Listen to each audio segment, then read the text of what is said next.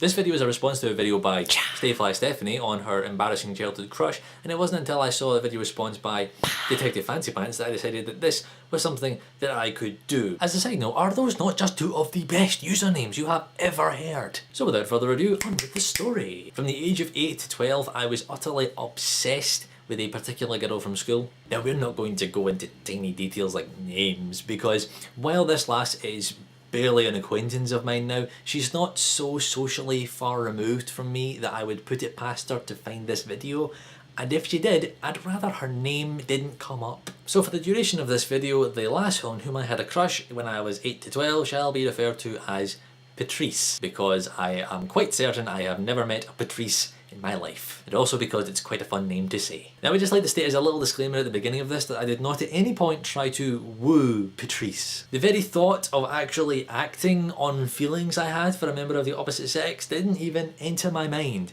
until I was 17. My initial approach in attempting to futilely deal with feelings about which I had no intention of doing anything productive was to stare at her at any given time, from any distance, whether she knew about it or not. Kinda like this.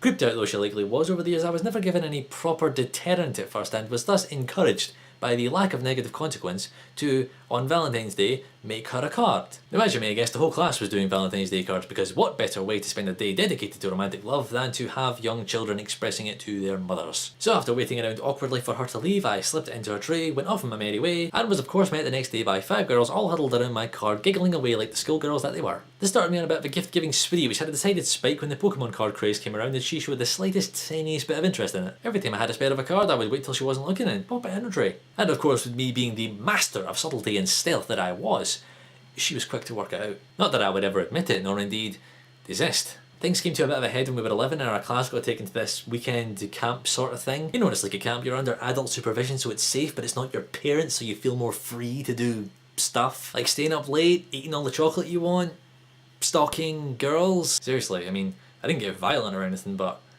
I was pretty relentless. She actually started going out with another guy in our class while we were there, and he had the oh my goodness, I can't believe this, of asking me if it was okay. Now at this particular moment the sensible part of me kicked in and I realised that I would never have a chance with this girl, mostly because anything that I would ever try to do would come from a ridiculous place of not really being after a girlfriend, just reacting to some feelings in some strange way with no actual goal. So I just said yeah, because what would be the point in saying no? And she, presumably in response to this tiny sliver of decentness that I had shown, asked me if I would like to dance at the disco thingamajig that we had at the end of the camp, to which I did, to my eternal respond, I don't need your pity dance, and I was on a stroppy stroll through Bitterness Avenue from that point on. I did everything I could think of in the ensuing year to break those two apart. Of course in the end, her going to a different school than the rest of us did a much better job than I ever could. Fast forward to 21-year-old me heading to university, and who should I bump into in the train but Patrice. It occurs to me that I haven't actually said Patrice since the beginning of this video. Why did I even bother giving her a fake name? After some quite comfortable catching up, I decided to broach the subject of my past behaviour towards her. She didn't interrupt me once, I was entirely contrite, genuinely apologetic, and at the end of it, she said something to me that blew my mind.